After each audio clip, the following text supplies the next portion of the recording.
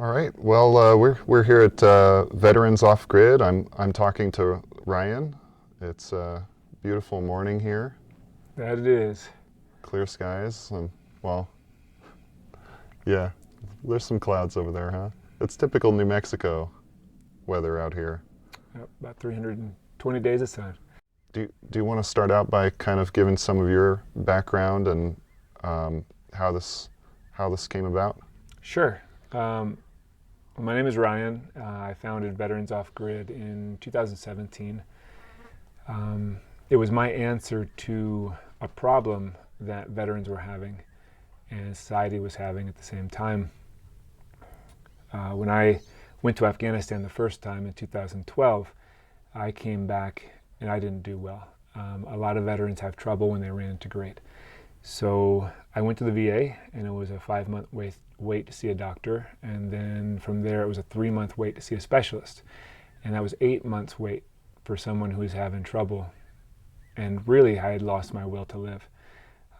There was a guy in Afghanistan who took my place on a mission, and they hit an IED. They all died, and I carried that guilt back from Afghanistan, and it affected pretty much every part of my life. I realized that the VA probably wasn't the answer if it was taking 8 months just to see someone. So I went back to Afghanistan. That was the last place that my mind I felt was healthy. Mm-hmm. And it doesn't seem logical that soldiers would go back to war, but sometimes that seems safer than coming back to this country. And when I was in Afghanistan, I noticed that the people that I had deployed with, they were saying things on Facebook like, I miss Iraq, I miss Afghanistan. What is it that they missed? Was it the war? Was it the loss of their friends? Was it the loss of their limbs, the danger, the 140 degrees? You know, like what was it? It wasn't the accommodation, it wasn't the food. It was the camaraderie, the sense of purpose, the sense of mission. And it, when you come back to the United States, it's a very individualistic society. It's not a bad thing. It's just you're normally in the military, you depend on one another, you have a 100% commitment to each other. And that's not necessarily here when you come back. So I left, I went back to Afghanistan. I met veterans who had been there for 7 years in a row. They were volunteering in Afghanistan, not necessarily needing to be there, but volunteering to go back because they weren't doing well back and readjusting. And I was just asking myself the question, like, why do we go back to war? And it was at that point that I saw this video from Five Finger Death Punch. Wrong Side of Heaven is the song. And it followed 5 soldiers overseas. It followed them back home. And it had statistics across the screen. 300,000 were homeless at that time. 42% more likely to get divorced if you're a soldier. At the very end, it faded to black. It said, by the time you get done watching this video, another veteran has decided to end his own life. And I broke down because that's where I was. Like, I was considering checking out of life. I didn't know what was wrong. I just knew that I needed help. And so when I was in Afghanistan and I saw that video the second time, I dedicated my life to becoming part of the problem. It was the first time I felt like I was not alone. You mean part of the solution? I'm sorry, yes. Yeah. It's Part of the solution. It's inspiring to be part of the Yes, problem. Part of the problem. No, part of the solution to that problem. Yeah. Where veterans come back. And I mean, we're losing 24 a day to suicide. Yeah. And the veterans were meant for so much more than that. And so that's why we created this. After they proved all of this capability, right? Yes. Successfully completed their missions, come back, like you say, the camaraderie, the whole sense of that forward momentum that they're capable of, right? They're And you ask, like, well they're what's capable next? of performing great tasks. They're meant for so much more a lot of times than what happens to them when they come back. And this is a place where we could redirect a veteran into finding their purpose and their passion outside of the military. What were they made for? And we ask every veteran when they come to stay with us, if you had no bills, what would you do with your life? How would you impact society for good? What would you do that you'd be so excited about in the morning, you'd get up early, couldn't wait to do it, and you wouldn't even need to get paid? I don't want them to answer me right then and there, because I want them to think about it. I want them to really do some soul searching and find what makes them tick, what's their purpose, why are they here on this earth? And if they can find that, and then we can structure their life from the end to now. How do we want to end? Instead of just going out and saying, I have bills, I'm going to get a job, and then I'm going to work till I'm 70 years old, and then I ask myself, what did I do with my life? Like, why? How did I get here? So to have that purpose-driven life and to structure it so that it's something that they're cognizant of, and they're living their fullest and their best life right here, right now. And I've built Veterans Off Grid to be a platform for those veterans to then use that to create whatever they want to create, as long as it still is within our vision of helping veterans and helping the planet. Because that's the other thing that I'm passionate about, is helping the earth. I feel like we are on track to negatively impact the planet. Oh, we're speeding. Yes.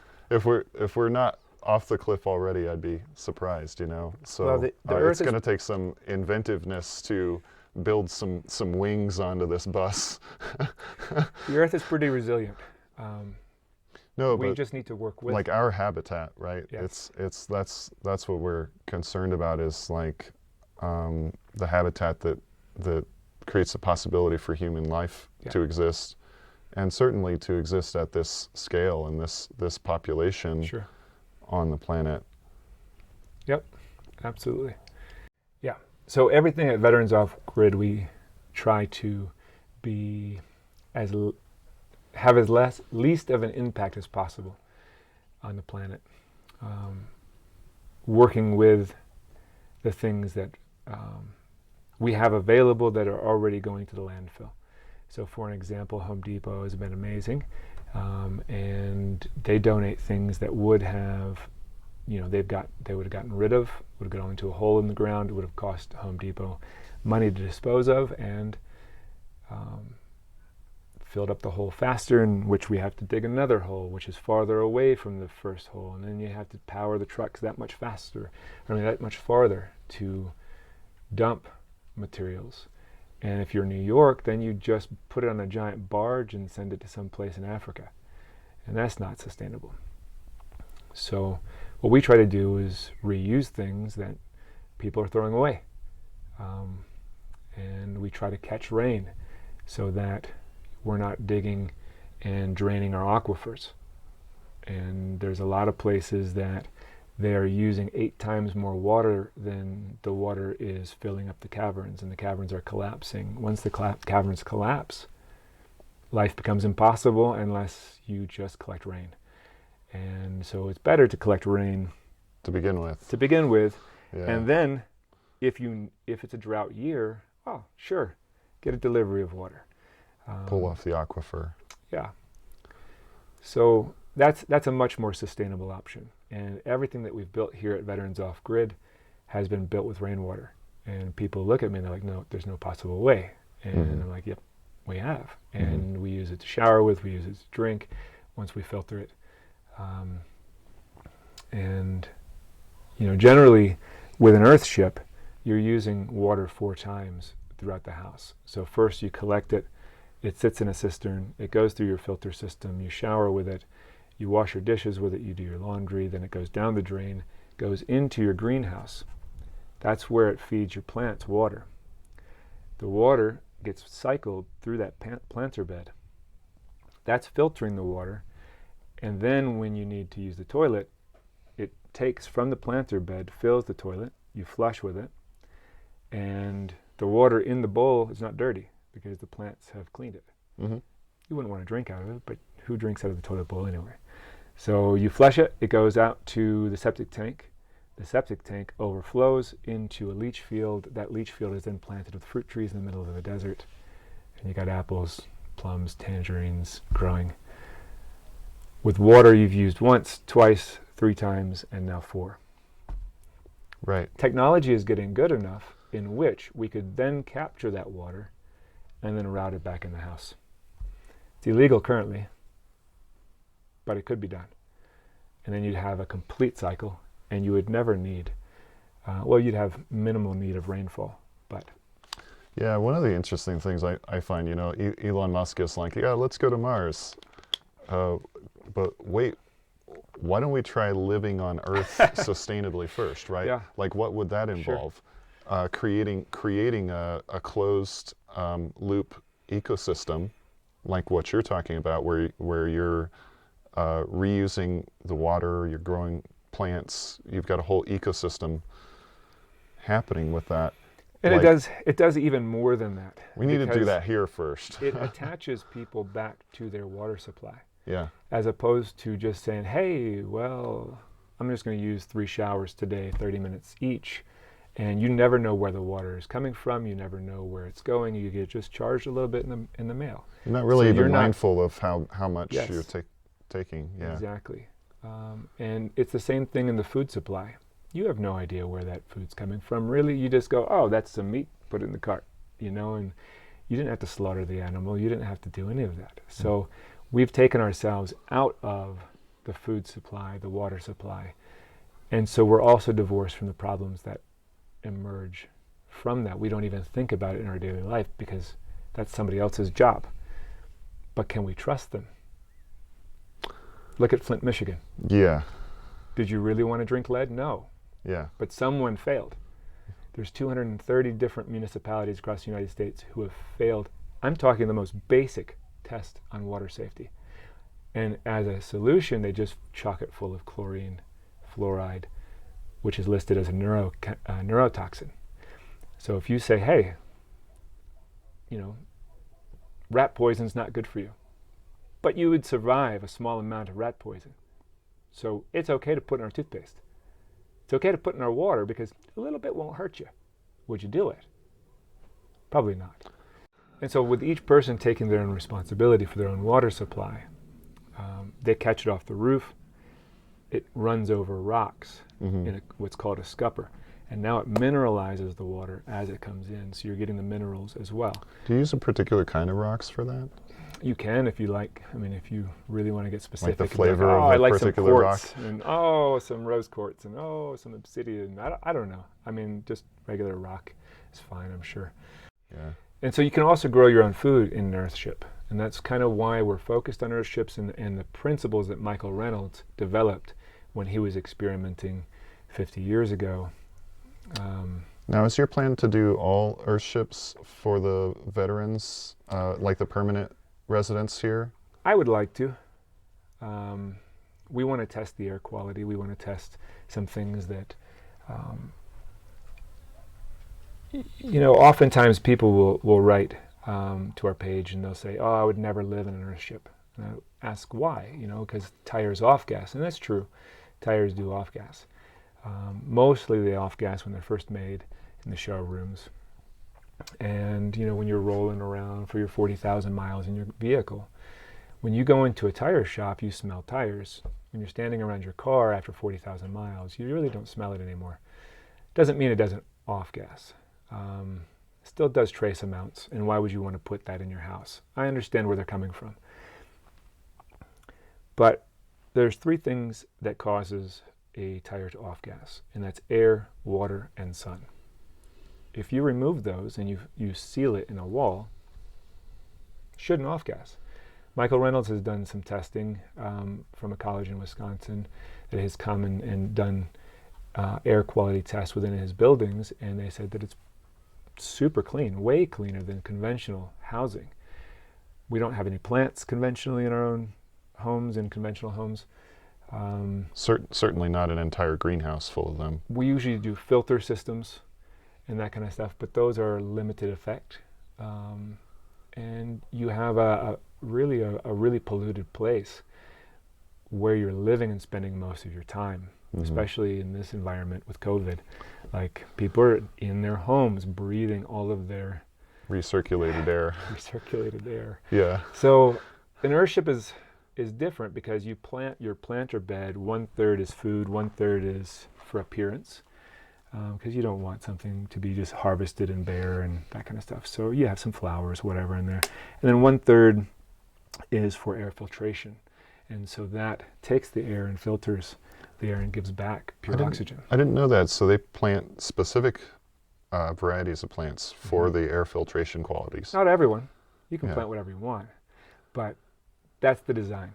I had never heard of that concept, or that people had studied like the air filtration qualities of plants. That's very interesting. Yeah. Well, can you name some of the plants that are useful for that? I cannot. Okay. But there are people out there who that's what they like to study and that kind of stuff. But when we get to that point where we're planting our first planter bed, then that is something that I would study, make sure that I'm planting the right things and that kind of stuff.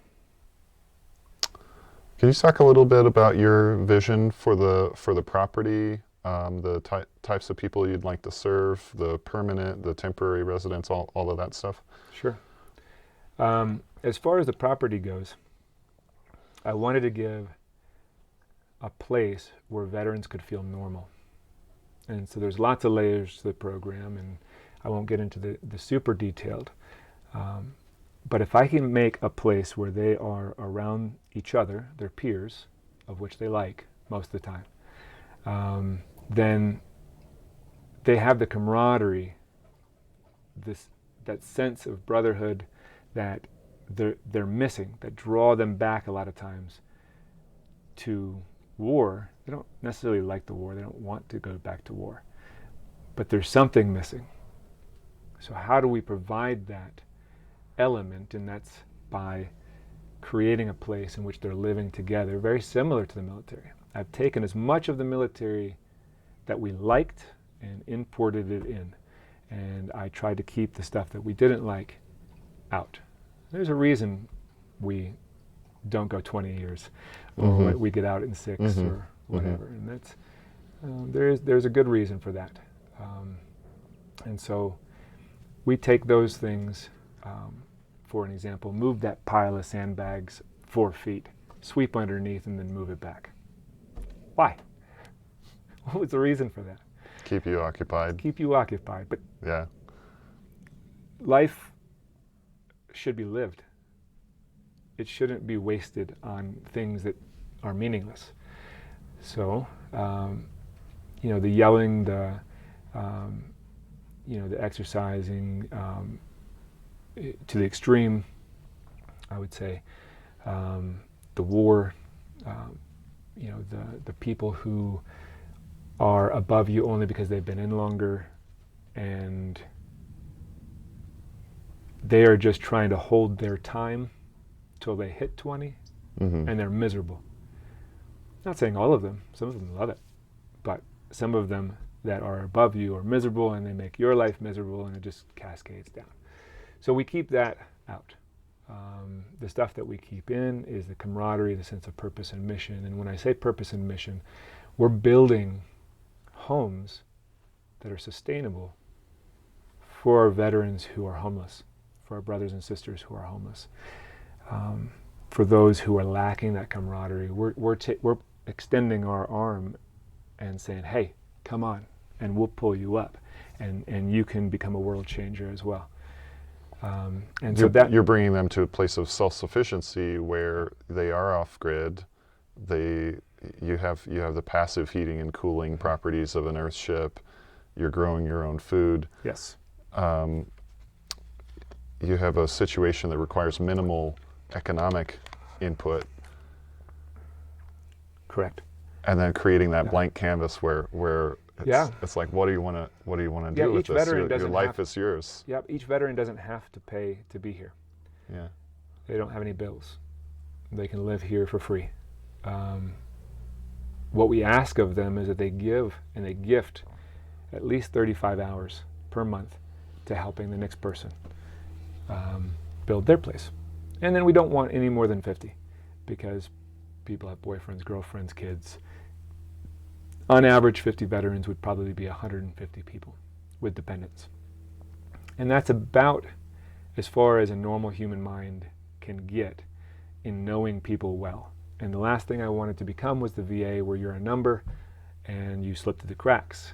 And I wanted a sense of accountability and a sense of family. You know, that we know where each other are and how we're doing, and we have fun, events planned, and it feels more like life than a job or something that you have to do. It's something that you want to do. So a lot of veterans, they join the military because they want to give, they want to sell, they want to serve, and we give them that opportunity to serve again and to serve each other where we felt we were maybe failed. When we got back, we slipped through the cracks, and I don't want another veteran to die by his own hand. I want them to be able to have veterans off grids, one in every state, where they can go and they can feel normal again. And once you feel normal, you can start to heal. Mm-hmm. You can figure out what the trauma was, or what led you to the place in which you were in trouble. And if you're in a tornado, you're not thinking about what's for dinner. Yeah. You're thinking about, how do I survive? If you're in a hurricane, same thing. And when you're in a situation in which you don't have a home, in which you're battling demons inside of your head, you're addicted to substances, you are in a survival mode. You don't feel normal. So if you can get to that place where you're normal, then you can work on why you were struggling Mm-hmm. to reintegrate. And then civilians, there's going to be a civilian section within Veterans Off Grid. And that's really to the right side of this road here. And they're small, sustainable homes, 120 square foot or less, that are more like cabins. They can stay for a day, they can stay for a week, they can stay for a month. They're not designed to be inhabited year-round, but they can be. They perform well. The first one that was 120 square foot that we built didn't get below 50 degrees last winter when it was negative 15 degrees outside. No HVAC system, no heating system of any type, just a human body inside.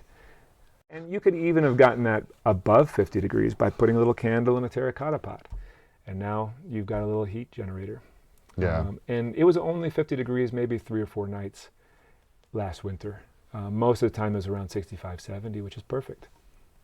Yeah, and that's amazing to me, that you can create a building that's so well insulated. A candle in a terracotta pot is going to keep it at a reasonable temperature.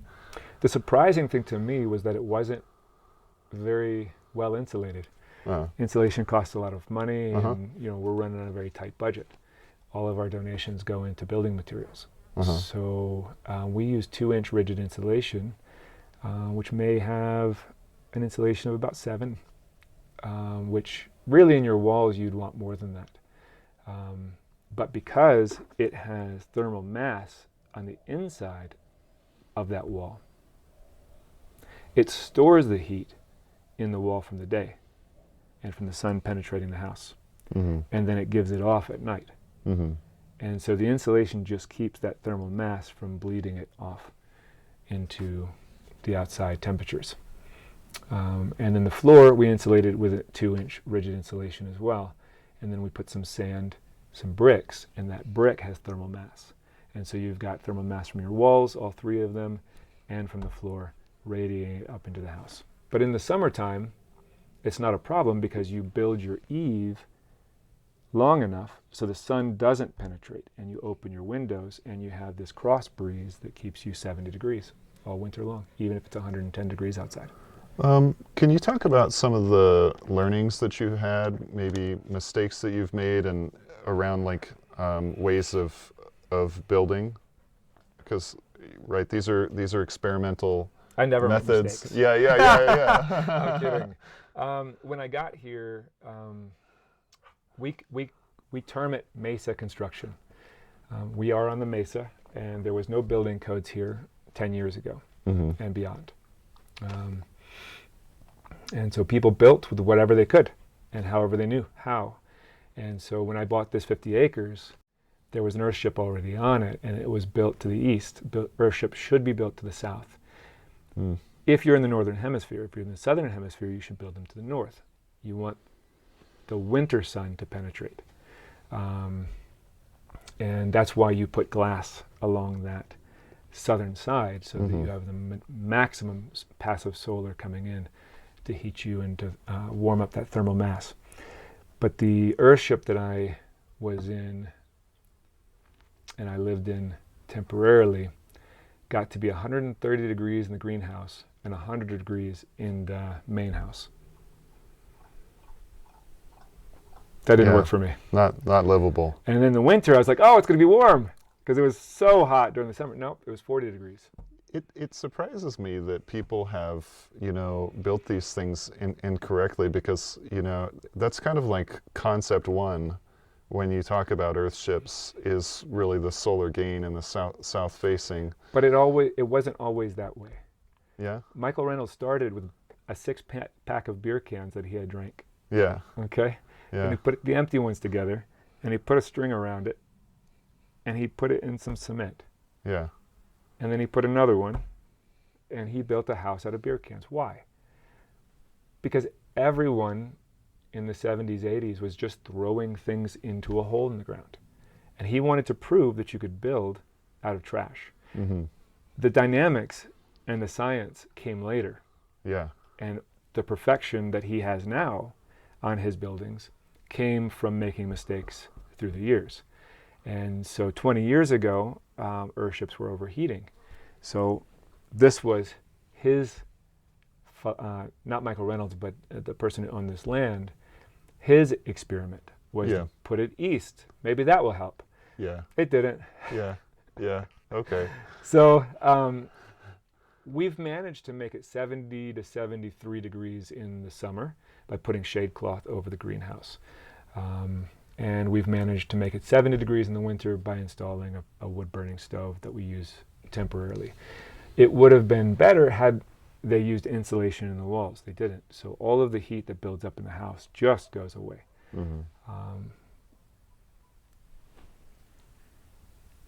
So even though it's in the ground is at best 55 degrees. And so it is combating with or mixing with air that is negative 15, negative 30, and so on average, I've never seen it lower than 40. Have you had any problems with leakage, water coming into the house? Not from the walls, but from the roof. There's 3 leaks currently, which is why I bought a product.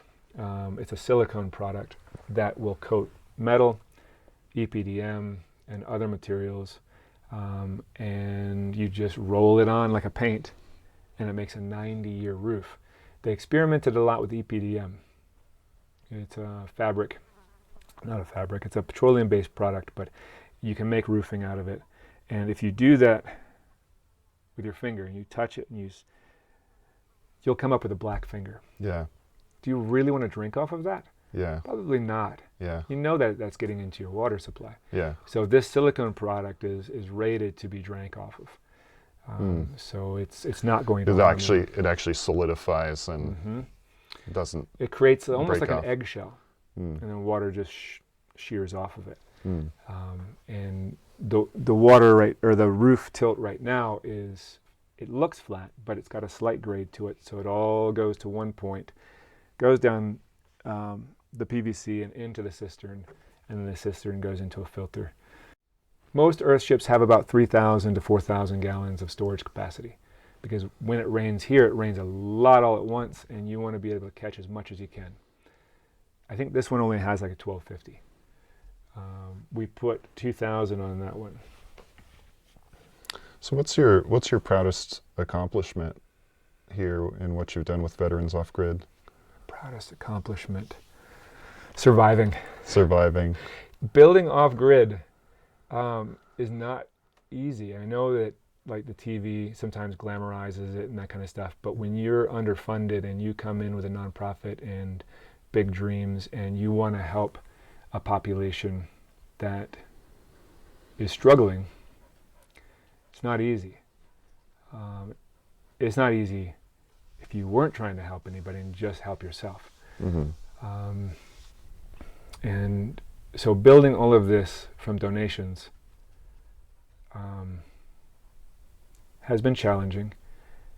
I still feel, I mean, we're making progress. People who come year after year after year are like, wow, I can't believe how much progress you've made. Mm-hmm. But I'm in it every day. Mm-hmm. So it seems like a turtle's pace. And but we're so close to doing some really great things. We're able to upgrade the solar system, so we're able to run refrigeration. We're able to have a big screen TV. We're able to do all the things that a normal house can do. Finally, after 3 years. Mm-hmm. You know, if you have a lot of money and you plop it all down, then fine. You have a bunch of people come build and you have a nice off-grid house that does everything a normal house does. Awesome.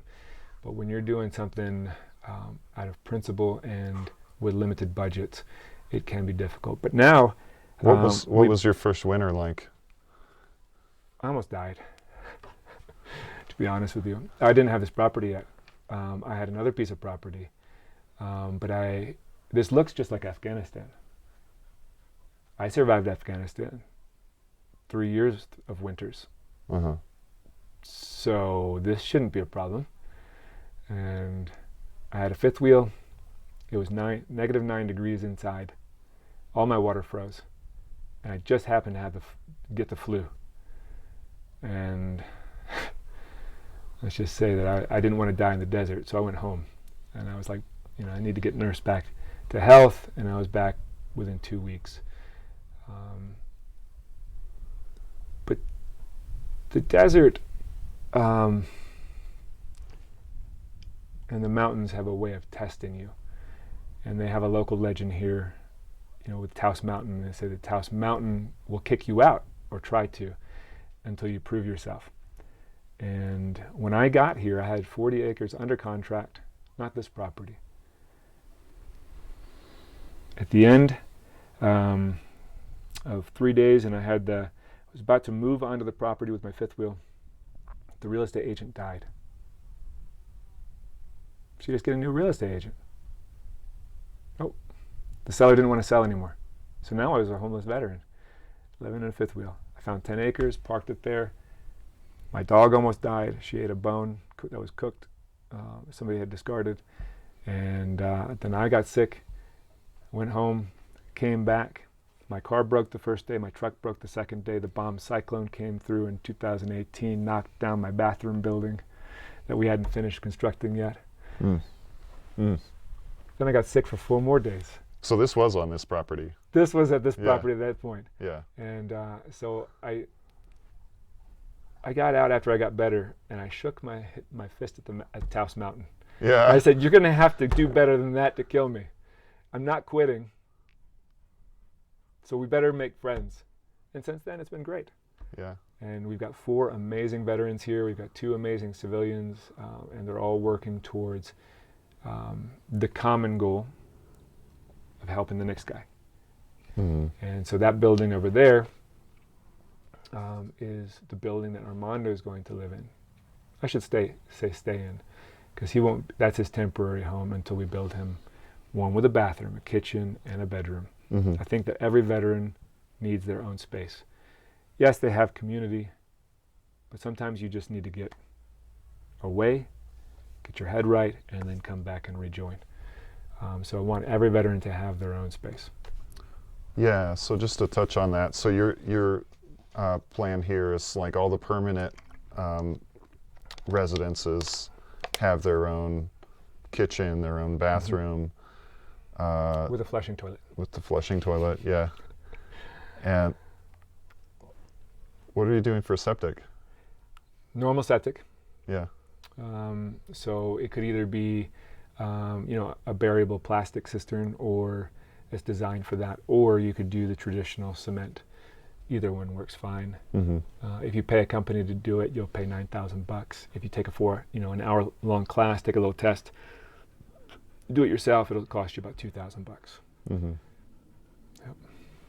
Yeah, and And then in the leach field beyond that is where we can plant fruit trees, and we can start to green the desert. Yeah. Awesome. So that's your permanent residences. Then you've got these cabins on the other side of the road. And those are going to be one of every type of building I can think of. Okay. And that other people can think of. It's not just me. They're experimental, really, but they've been done before. Sure. So you got shipping containers, you got hempcrete, you got passive house out of Germany, you've got aircrete, you've got the Earthship kind of structure, you got the hyper adobe, the super adobe, you got the regular adobe, you got the straw bale, and all these things. I want people to be able to come and be like, wow, I didn't know you could live like this, and this is what it looks like, and wow, it feels great in here. I can do this, and oh, it only took 18 days to build. Oh, this is awesome. I want them to be inspired so they can do it themselves. I mean, if people could live in a building that cost them $10,000 instead of $900,000, they wouldn't be a slave to the mortgage industry. They could do it themselves. They could live sustainably off-grid, and they're not. Another layer to the program is that we are not tied to any grids. There's no water pipes that we have to maintain or bring from town. There's no electric lines we have to pay $40,000 or $100,000 to run out here. And then, there's brownouts. There's not enough electricity, or a storm hit it, or whatever. Ours works no matter what. Well, and because each residence is self-sufficient, if the systems in any one of them went down, the neighbors could help that person out. Yeah. They would still have functioning systems. And that's a great point, because we don't want to just be for veterans. Again, most of us joined because we wanted to serve. So let's just say, well, this is an actual example. Like 7 years ago, Texas had a Super Bowl, and they needed more natural gas, and it was really cold, and they had a cold snap down there. And so we're at the end of the line of the natural gas houses. So they cut us off, just without warning. People were freezing to death. Well, if we have 50 veterans For a Super Bowl? Yeah, and it got real cold. Yeah. So Texans don't like being cold, I guess. And so Yeah. they were like, not enough natural gas. You're done. And so they were out for I think a week or two. But in that time, we could have been mobilized. Now we have trucks delivering firewood to these really cold adobe houses. Yeah. And people are normally have $800 propane bills in the winter sometimes, because their house is leaky or whatever. And now they at least have fire in their home. Or we could say, hey, we'll all go and double up in these homes, and then we'll open up 25 to needy people who are really cold, and having trouble. And so we can be a solution that makes towns and cities much more disaster resilient. Yes. And, if you lose your electric grid for, if you're Florida and there's a hurricane, and all of a sudden, you've got 15 million residents without power, that's a nightmare scenario. Yeah. And now you have 50 veterans, that are coming out and helping chop down trees and helping restore things because they've built their own house. So a lot of the things they can do would be able to help a city get things back to and normal. You have to be in that condition. You have to take care of yourself before you can be that hero rushing over to take care of somebody else. Just another victim. Yeah. Yeah. Absolutely. And that gives veterans peace of mind. We always look defensively. We always look for the high ground. We always look for, places, that would be good cover. And that's another reason I chose this location is because, I mean, look at the views. I can see everything coming 10, 15 minutes away. So it's very peaceful. We're in nature. And with a veteran knowing that no matter what happens outside of this community, we will always have food. We will always have power. We will always have water. That gives a peace of mind that you can't buy, medicate, or anything else. Yeah. You know, It's reality. it's our reality. Yeah. So what do you admire about other communities, and what were some of your inspirations in starting this? You know, we've talked about Earthships. Sure. To be honest For with you, instance. when I was in Afghanistan and I was thinking about like, wait, we like each other and we're coming to war and we don't do well when we get back. Why don't we live together but without the war? Yeah, yeah. And then I was like, the Amish do that. yeah. And so the Amish were the first people that came to my mind. Every time they get married, they all come together, they build them a barn, it's a party, there's food everywhere, and they get stuff done. Mm-hmm. Huh. That'd be neat. So I just started thinking about that. I mean, sure, I like telephones, I like computers, I like all these, amenities that Amish don't have. And I'm not saying we're the same in any way, but the concept of living in a community and helping each other was first spurred in my brain by the Amish who did it before. Mm-hmm. I found out about the Earthship the community when I started researching like the best off-grid house. Mm-hmm. Mm-hmm. And I learned about what they were doing, and I was like, oh wow, they have a community out there and they teach how to do it. Cool, sign me up. And so when I got back from Afghanistan, that's the first place I went, was Taos, New Mexico, Okay. to the Earthship Academy, and learned for a month, and then got some practical experience by helping another organization build theirs, and then came and started my own nonprofit. Once I figured out I liked building. You don't want to start a nonprofit if you don't like what you're doing. Right. That's probably a recipe for disaster. Right. But I do. I like helping the earth. I like helping my brothers and sisters, and I like seeing things develop. And I like seeing the pride that comes with that. When a veteran who's formerly homeless completes his house and he's living it, his pride is spiraling up, not down. Sure. If sure. you're holding sure. a sign on the side of the road, no veteran was destined for that. That's not what we got in the military. We're like, I can't wait till I can hold a sign on the side of the road Well, yeah. and watch people like throw things at me. I mean, did you have what was your thought of what would happen when you got out of the military?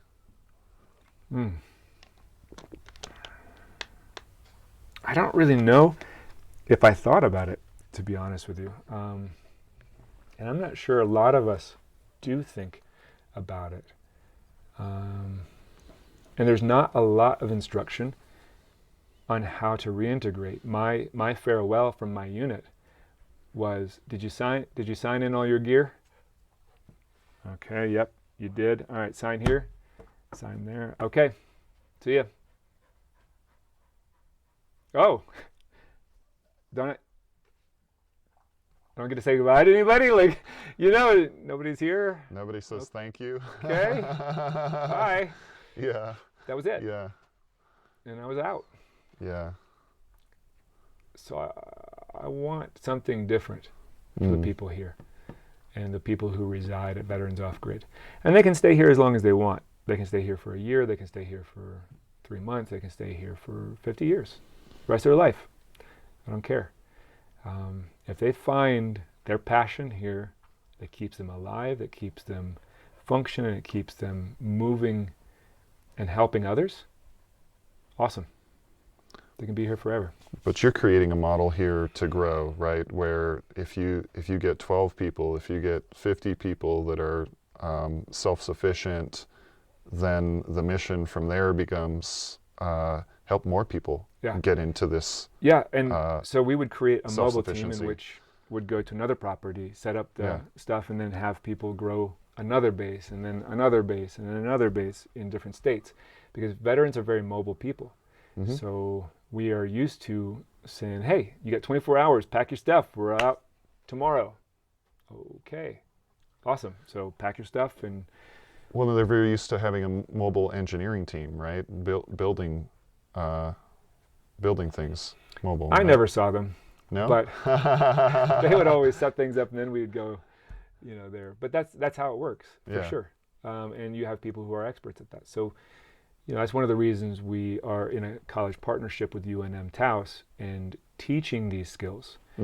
Because that way veterans can come, they can learn, they can plug in as a practical exercise.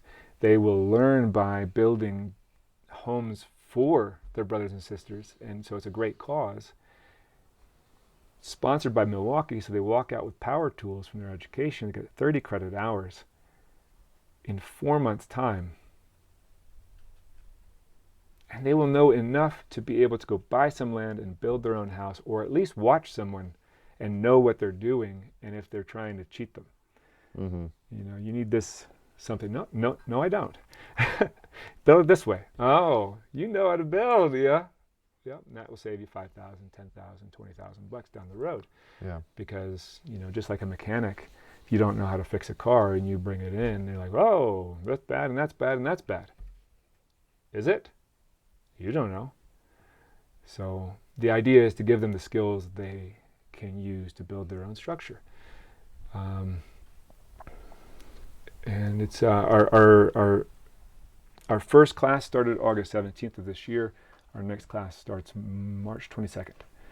And every 2 months, we start a new iteration. But my end goal is the world.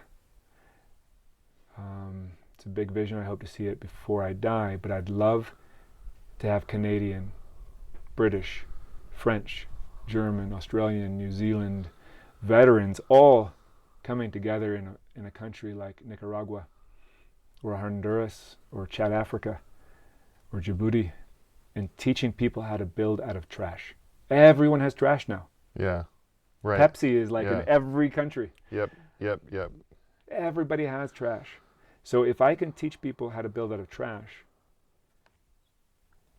that collects and purifies their own water, grows their own food, heats and cools their own house without an HVAC system, creates their own power,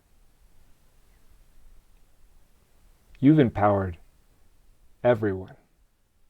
And I have no interest in being an NGO that takes money from the United States and funnels it into another country. I think that's crap. You can build an Earthship out of trash in a tropical environment for somewhere between $5 and $50. Wow. If you teach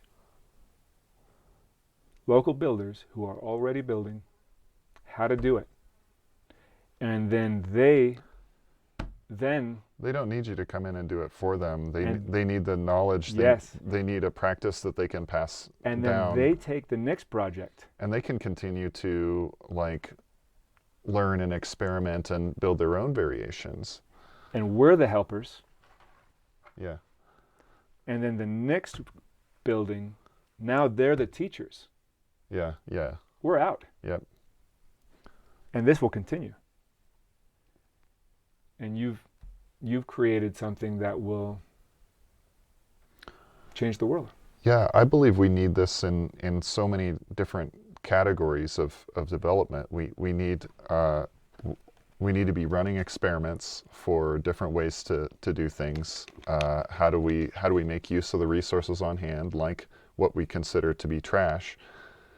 How do we make use of the resources on hand? How do we live more harmoniously with our environments? Create these closed loop systems. But all of these experiments, we need to learn from each other, running these experiments around the world, and share this knowledge quickly. Climate change is probably at an exponential. I'm not going to get into science, but it's probably at an exponential level now, and our response to that needs to be exponential, which to me means it needs to be a social change that happens, right? The way we relate to ourselves, to our environment, to each other. needs to change exponentially. I wouldn't disagree.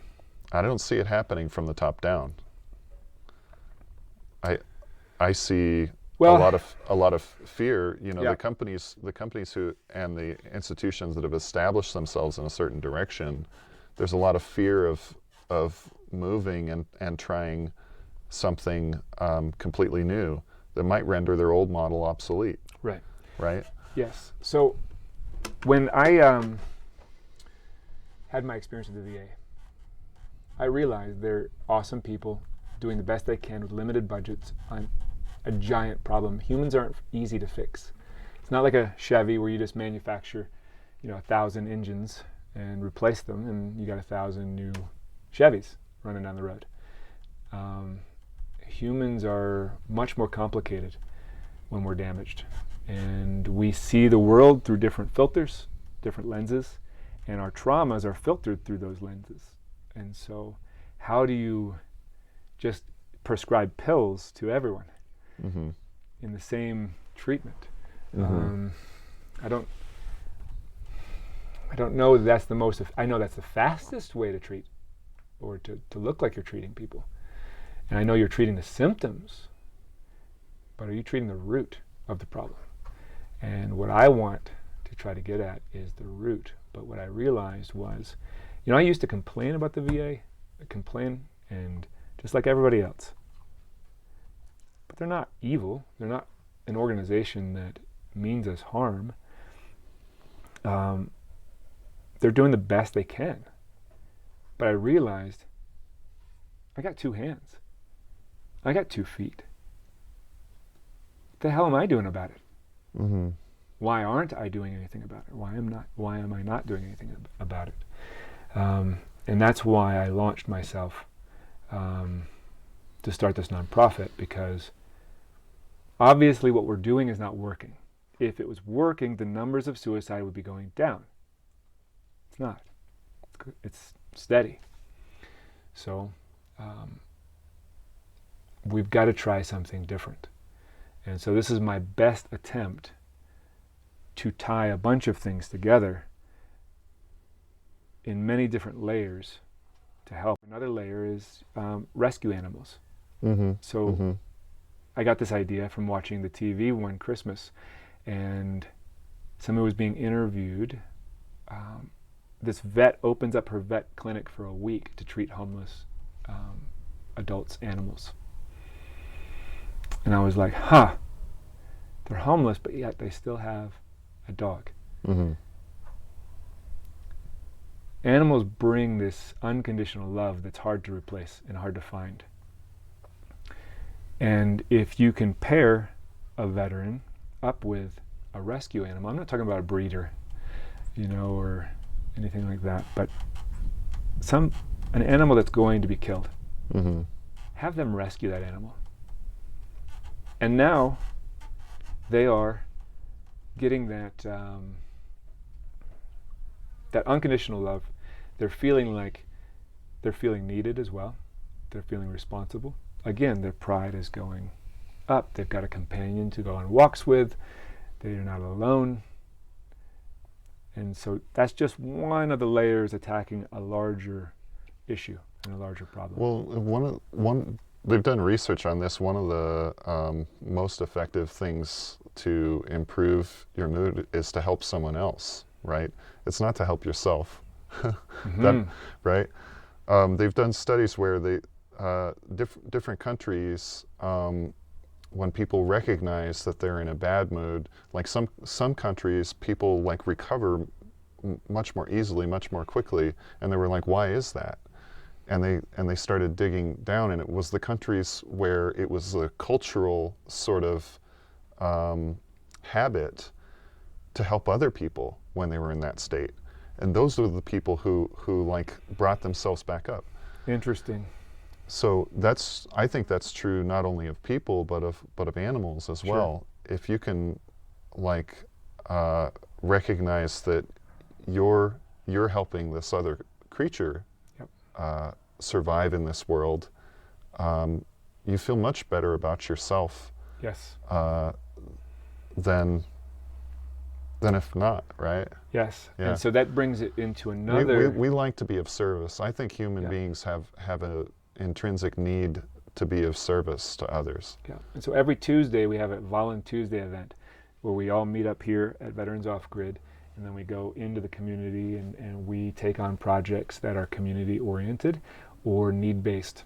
So maybe a single mother getting ready for the winter, she needs to have a small little structure built. Awesome.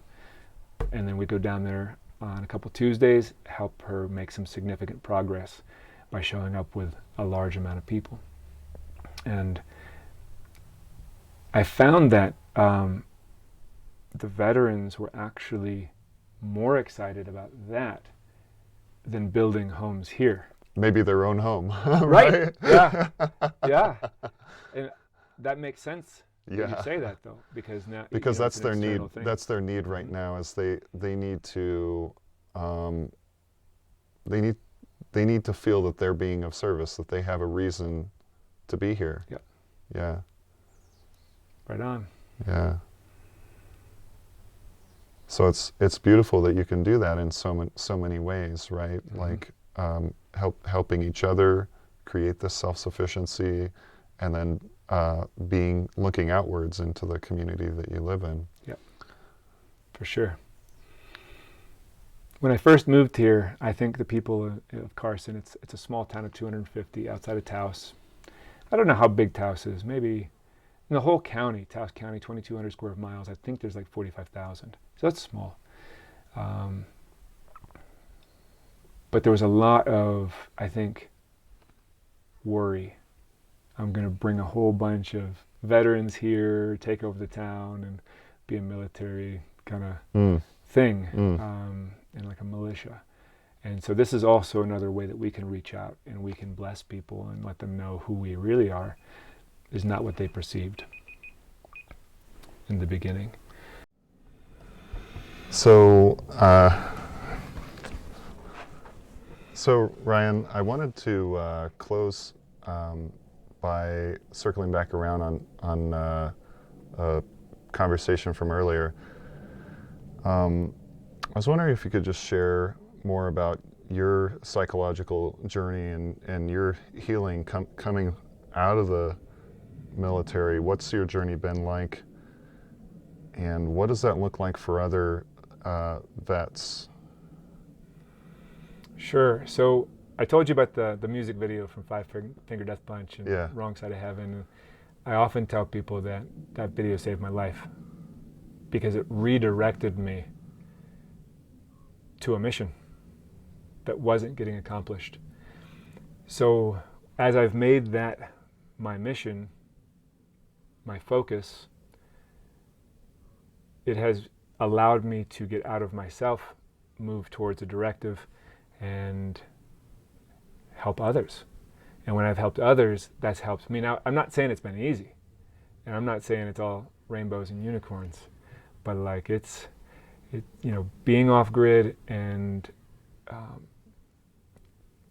trying to help those who have burned down their own life or just were destructive has been challenging, and lots of learning, lots of mistakes, but that's all we can do, and we can move forward, put our feet one foot in front of the other, and try to make a difference. And through that, I've found my purpose, my destiny, my calling, if you will. And when I got here, I've never lived in the desert before in my life. It was a strange place, and I didn't like it. I like trees, and I like rivers and mountains, and this was not that. But after year 3, I found myself in love with it. And not just the landscape, not just the weather, not just the place, but the mission that comes with that. To live here. To live here, to be here, and to allow others to be part of that journey. To help them heal in different ways than pills and wait times and neglect. Um, and so for me, that has helped me to not go into those dark places that I had put myself before. And as opposed to when I got back from Afghanistan and feeling guilty for the guy who lost his life taking my place on a mission, I feel eternal gratitude for him allowing me to do this and to recognize this and to make this a reality. And it's also what keeps me from quitting, is my responsibility to the person who sacrificed his life for me, so that I can help our brothers and sisters get better in a more natural way. Yeah. Beautiful. Thanks. So how can people help or get involved? What kinds of connections and alliances and partnerships will be helpful for you guys? We've got about 30 people helping from across the nation. So it's not a geographical thing. You know, if someone sees your podcast in Hawaii, they could still help. My dad helped create the nonprofit from North Carolina. I've got a lawyer helping, from a different place, from Texas. I've got, people all over the country who are like, hey, I want to do something. What can I do? Milwaukee just sponsored us. There's companies that want to help veterans. There's companies that want to give. I don't have enough time to run a nonprofit, do mental health work, call companies, recruit volunteers, all by myself. So if someone wanted to put in labor, then that's awesome. We can find something where, and I never like to ask someone to do something they don't enjoy, because they're not going to last very long. So what can you do that you're good at? What can you do that you're amazing, that's your gift? How do you want to give that gift to Veterans Off Grid and to help these veterans? And that's the thing that I find when I was driving Uber and Lyft. People would ask me, what's my real job? And I said, well, I just got back from Afghanistan, and I'm just trying to keep my mind occupied. So if I couldn't sleep at 2 a.m, I'd go out and drive. And thank you for your service. Thank you for your service. It puts us in a weird place. But it's really the only way that civilians know how to give back, is to say thank you. But sometimes it puts us back into the place that we're trying to forget. Veterans Off Grid is a better place for that energy to go. If you really wanted to get involved, if you really wanted to say thank you, help us get to the next step. Help some of our veterans, be mentors, teach them something. Come out here for a week. Have a vacation, like a working vacation, and put a couple days in to help us build, and go see the Rio Grande Gorge and the elk herds that are all over the place and the hot springs. It's amazing. The stars, you can see the Milky Way from this property. People can camp here for free. Our biggest, I say, deterrent to growth is lack of funds. We're a fairly new nonprofit. We've been around for about 3 years, and we've had 3 building seasons, which are about 6 months each. If we had more funds, we could go faster. So they can give to our website. They can give to our GoFundMe. They can give they can even do a birthday fundraiser where they say, "Hey, this is a great organization." And help them. Are you veteransoffgrid.com? Veteransoffgrid.com, veteransoffgrid.org. And then we have a much more vibrant Facebook following and interaction. We are on Instagram as well. You find a lot of volunteers through Facebook, through putting the message out there? People say, like, how do you advertise? I don't. I do postings on social media and things like that. But when people do a Google search and they're like, I'm a veteran, how do I live off grid? Veterans Off Grid pops up. Yeah. And so So you named it appropriately. That's a good place to start. You know, if a lot of people know a veteran who's in trouble, Mm-hmm. they know a veteran who has lost their passion, lost their way, send them. Mm-hmm. Get them in touch with me. I can't help everyone. That I realized. There are some people who need more than I can provide at this moment. They need, you know, to be in a facility, you know, rehab, something. But if they're lost, they've lost their will to live, their motivation, they just don't know where they fit anymore, this place can help them. Mm. And not just me. The veterans that have come here are being changed. They feel peace. They're the ones who are drawing people. They're the ones who are teaching people. They're teaching me. You know, and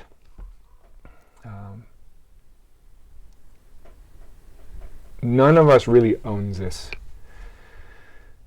It's more of a place in which we all feel like we want to protect it, we want to grow it, we want to help others experience it. Do you want to end by sharing a moment of joy that's happened here on the property or in the course of this work? A moment of joy.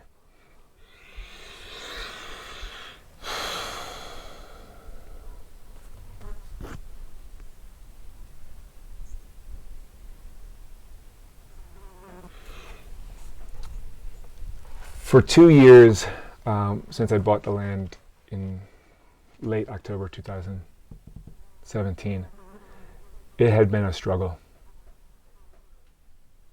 Every moment, it was like 3 steps forward, 4 steps back, 2 steps forward, 1 step back. It was just fighting. When I came back after this winter, because usually I leave the property so that a veteran who's cold can have my place. When I came back, I felt like I was home for the first time. I felt like there was people here that were so amazing. It wasn't just me anymore. I never wanted it to be just me. And so it was such a relief and a joyful moment when I could just say, okay, it's starting to grow on its own. It's not me. I don't have to drive it. And the things that I've learned while being in Taos, because Taos does test you, is to be grateful. And when you are grateful for even the smallest thing, that joy is present in your life.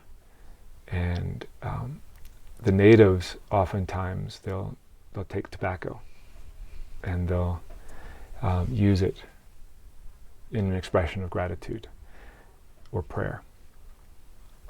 And I've adopted some of those traditions, I guess you would say. And the feeling when you're looking at this and you're grateful for the little things, and you come out in the morning and the sun is just cresting that mountain, and you take a little pinch of tobacco and you say thank you. It's just, the world fades away, and all the problems that people are so concerned about, they fade away. And it's just you and the universe and your brothers and sisters helping each other. I wouldn't say there's one defining moment. I think it's just a life-changing event to be here, to be grateful, to be working with others, to help people who haven't been here find it. Yep. Thank you. You're welcome. Thank you for doing this. Yeah, thank you so much. It's been really good. And may this message reach all those that need to hear it. Absolutely. wish you many blessings and success as you continue to build out here. Awesome. Thank you. Well, that's it for our interview. I hope you enjoyed, and thanks for making it through to the end. If you like what we're doing and would like to help us grow, please tell your friends. Thank you, and blessings to you and those you love.